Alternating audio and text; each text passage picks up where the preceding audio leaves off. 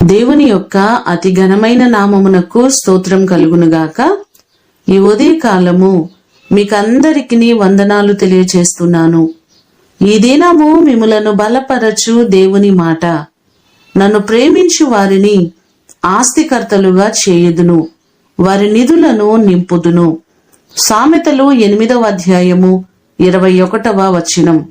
మన దేవుడు సమృద్ధి అయిన దీవెనల చేత, ఆశీర్వాదముల చేత మనలను నింపేవారు. యెషయా గ్రంథము 45వ అధ్యాయము 3వ వచనములో చూస్తే, అంధకార స్థలములలో ఉంచబడిన నిధులను, రహస్య స్థలములోని మరుగైన ధనమును నీకిచ్చేదనని ఆయన వాగ్దానం చేస్తున్నారు. బైబిల్ గ్రంథంలో ఎన్నో దీవెనలు, ఎన్నో ఆశీర్వాదాలు మనకు కనబడుతున్నాయి.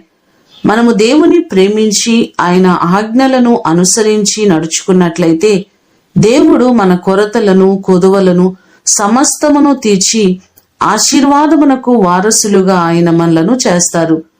ఈ మాటలు వింటున్న మిమ్మల్ందరినీ దేవుడు సమృద్ధిగా ఆశీర్వదించునుగాక. ప్రార్థన చేసుకుందాం. మహాగణుడా, మహోన్నతుడా, మీ పాదములకు వందనాలు, స్తోత్రాలు. దేవా, మా నిధులను నింపే దేవుడవు, మమ్మలను సమృద్ధి చేత ఆశీర్వదించే దేవుడవు మీరే ప్రభువా. మా ప్రియులెల్లరినీ మీరు జ్ఞాపకం చేసుకోండి. వారికి ఉన్నటువంటి కొరతలను, కొదువలను తీర్చండి. ప్రతి వ్యక్తిని మీరు ఆశీర్వదించండి. వారి కష్టార్జితములను దీవించండి.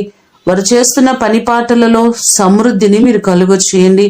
వారి వ్యాపారములను దీవించండి, ఉద్యోగములను దీవించండి, వారి చేతి పనులను దీవించండి. ప్రతి వారికి సమృద్ధి అయిన దీవెనను మీరు కలుగ చేయండి. వారికి ఉన్నటువంటి ప్రతి అప్పుల నుంచి మీరు విడిపించండి.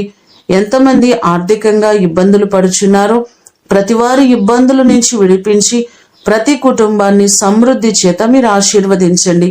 ఈ దినమంతా నీ సన్నిధి, నీ ప్రసన్నత ప్రతి వారికి మీరు కలుగ చేయమని యేసు అతి ఘనమైన నామమున అడిగి వేడుకొని పొందియున్నాము తండ్రి.